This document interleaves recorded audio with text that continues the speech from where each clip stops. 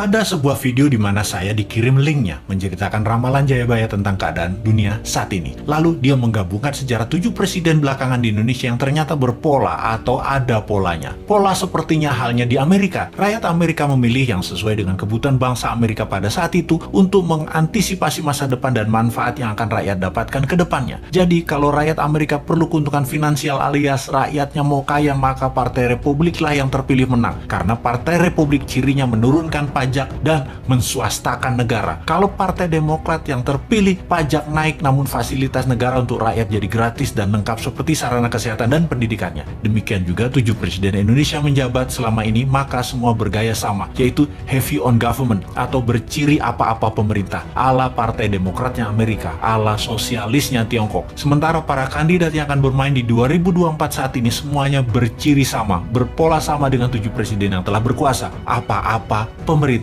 Hanya Bosman Sontoloyo yang punya konsep heavy on swasta atau menswastakan kegiatan membangun ekonomi terbesarnya dan menurunkan pajak konsepnya seperti Partai Republiknya Amerika. Untuk hal ini memang kembali ke masyarakat karena konsep menswastakan pemerintah belum pernah terjadi sebelumnya, atau mengikuti swasta terutama UKM dalam porsi besar lebih dari 80% ekonomi belum pernah terjadi sebelumnya dalam 7 pemerintahan yang telah berjalan. Selama ini memang tenaga kerja 96% diserap UKM, namun ekonomi UKM hanya 40% saja dari porsi ekonomi nasional. Sisanya adalah anggaran pemerintah dan oligarki. Sudah 7 presiden polanya ya seperti ini. Belum pernah UKM naik kekuatannya menjadi menguasai ekonomi ke 80% atau naik 100% dari sekarang, atau 2 kali lipat kekuatan ekonomi saat ini yang bisa membuat GDP per kapita naik dari $4.000 menjadi $8.000 dalam sekejap. Sungguh, kalau mau UKM menang, juga pajak turun. Ya tidak pakai siapapun yang mencalonkan di 2024 yang saat ini ada di etalase calon presiden. Tapi entah bagaimana,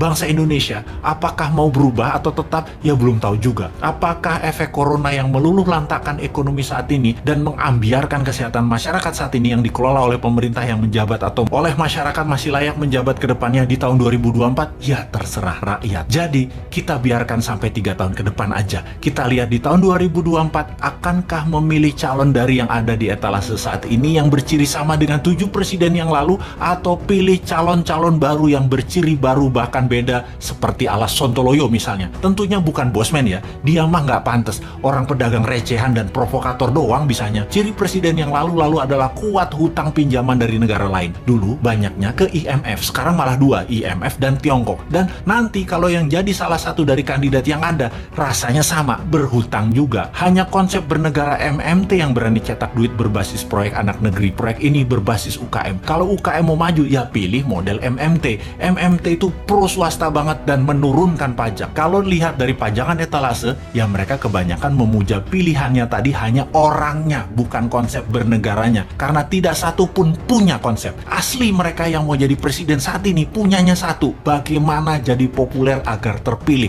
Mek ngono tok ilmunya. Bener deh, bagaimana supaya Anda memilih mereka? Citra aja dibenerin, bukan konsep yang mereka jual. Kalau Bosman, citranya kan kampungan, provokator, komentarnya norak, kulitnya hitam. Jadi karena karakternya nggak bisa dijual, maka dia jual konsep. Itu pun norak. Mainstream ya tetap maunya ngutang asing. Yang anti hutang asing kecil banget, yang mendukung UKM malah nggak ada. Akhirnya UKM-nya senang ngutang juga kalau cari duit. Kapan berubahnya bangsa ini? Begitu kuat doktrin minjem itu di kepala semua pejabat sampai UKM-nya pun tidak ada alternatif lain. Kembali ke video yang linknya saya dapat dan saya nonton, ternyata Satrio Piningit atau kesatria yang dipingit itu keluar ketika ada goro-goro atau malapetaka dahsyat menghancurkan negara dan dunia. Saat ini virus corona dianggap goro-goro. Lalu ketika goro-goro terjadi, ada kesatria yang suaranya saja muncul, wajahnya dan penampilannya dipingit tidak muncul, yaitu Bosman. Jadi kesatria yang dipingit tadi adalah kesatria yang terus-menerus memberikan arahan, solusi, dan sosoknya dipingit, diumpetin, yang penting pesannya tercapai. Lalu pola kepemimpinan nasional yang lengkap menjabat. Pak Karno itu Majapahit atau Jawa Timuran, Pak Harto itu Jawa Tengah atau Mataraman, Pak SBY itu Majapahit, Pak Jokowi itu Mataraman, dan Bosman itu Jawa Timuran Majapahit. Begitu pola penggantinya seharusnya. Abis Mataram ya Majapahit. Dan